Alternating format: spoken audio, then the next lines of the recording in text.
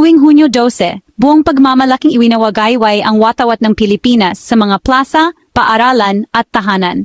Ngunit sa likod ng araw na ito ay isang daan-daang taong paglalakbay ng pakikibaka, pagdanak ng dugo at katatagan.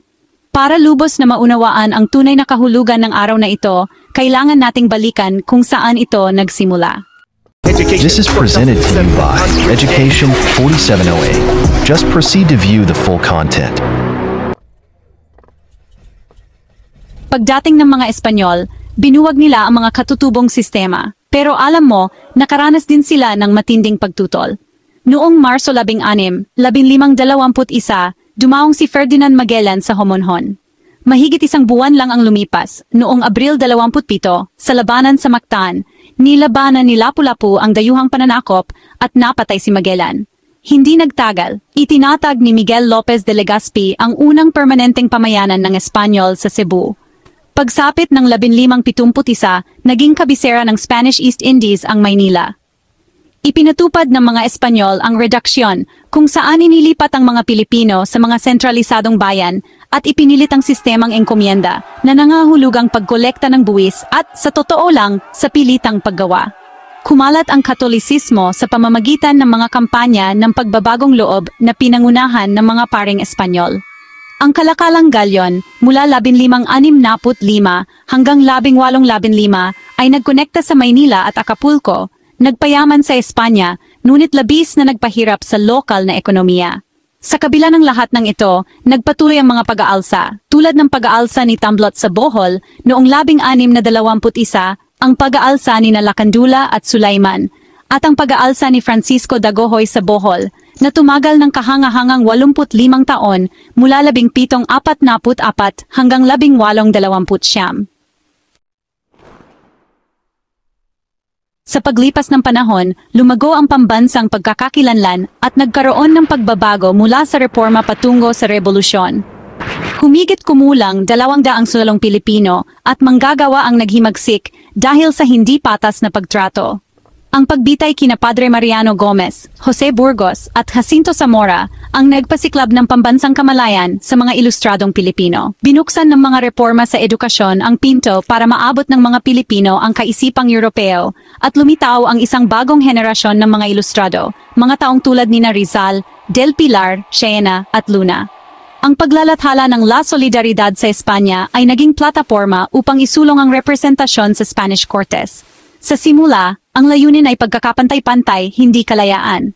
Ang Noli Me Tangere ni Jose Rizal noong 1887 ay naglantad ng mga pang-aabuso ng mga pari at opisyal, habang ang El Filibusterismo noong 1891 ay nagbigay inspirasyon sa mga revolusyonaryong ideya. Pagsapit ng 1872, itinatag ang La Liga Filipina upang isulong ang mapayapang reforma.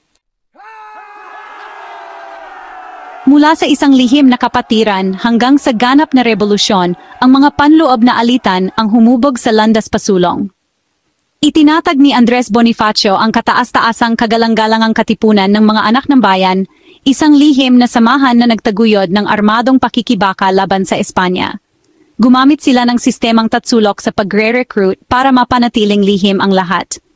Pinunit ng mga miyembro ang kanilang mga sedula o sertipiko ng buwis na sumisimbolo sa kanilang pagre-rebelde. Sumiklab ang mga unang pag-aalsa sa Maynila, Cavite at Bulacan. Ngunit ang tunggalian ni Bonifacio at Emilio Aguinaldo ay nagdulot ng malalim na pagkakabaha-bahagi.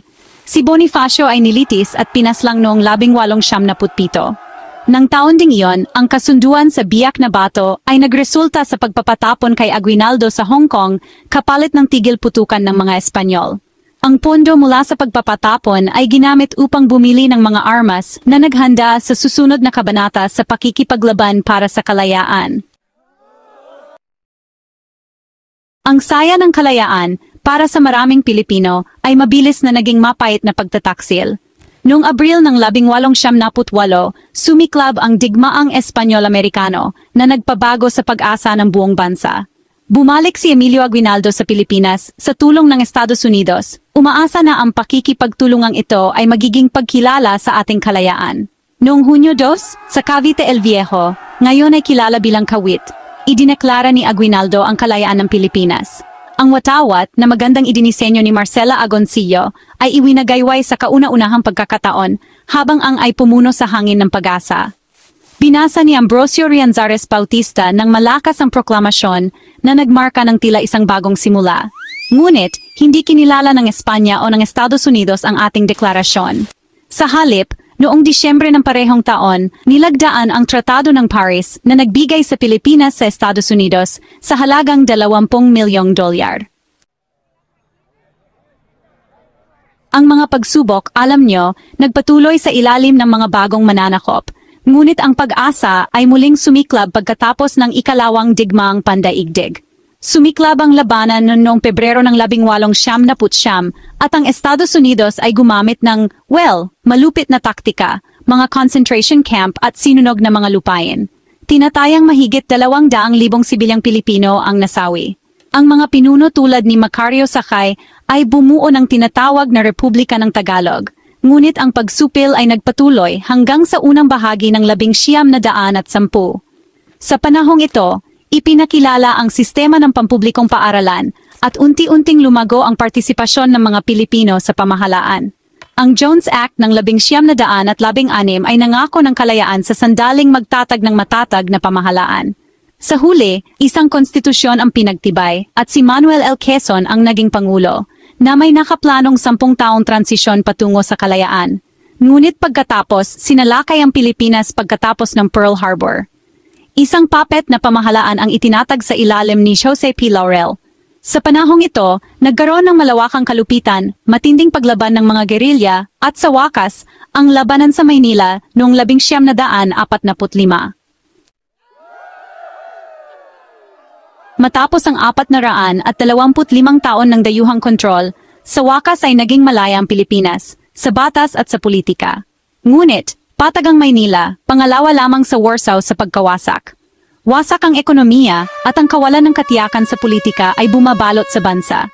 Noong Hulyo 4, 1946, opisyal na kinilala ang kalayaan ng Pilipinas. Si Manuel Roxas ay nanumpa bilang kauna-unahang Pangulo ng Republika.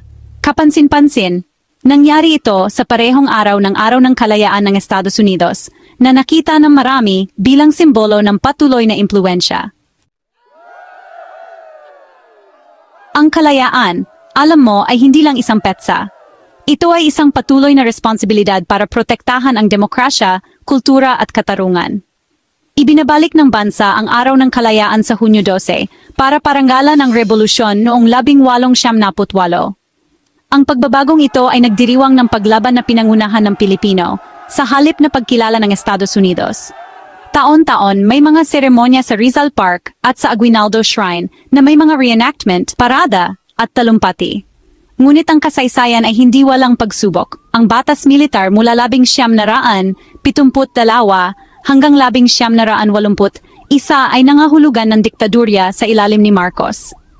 Pagkatapos ay dumating ang People Power noong 1986, isang mapayapang revolusyon na nagpanumbalik ng demokrasya. Kahit ngayon, ang Pilipinas ay humaharap sa mga hamon mula sa globalisasyon at dayuhang kontrol sa ekonomiya. Ang kalayaan ay hindi kailanman ibinigay ng libre. Ito ay pinaglaban ng dugo, pag-asa at pagkakaisa. Mula sa bolo ni Bonifacio hanggang sa mga balota ngayon, patuloy tayong lumalaban, hindi lang para sa kalayaan, kundi para sa dangal. Ito ang kahulugan ng Hunyo 2. Ito ang kuwento ng isang bansang piniling maging malaya. Kung nakatulong sa inyo ang video na ito, i-like ang button at ang notification bell icon, mag-subscribe at i-share. May mga tanong ba kayo? Ilagay lang sa comments sa ibaba at sasagutin namin. Manatiling nakatutok dahil susunod nating pag-uusapan ang tungkol sa proseso ng kaso ng ICC ni Duterte at iba pang pang-edukasyong nilalaman.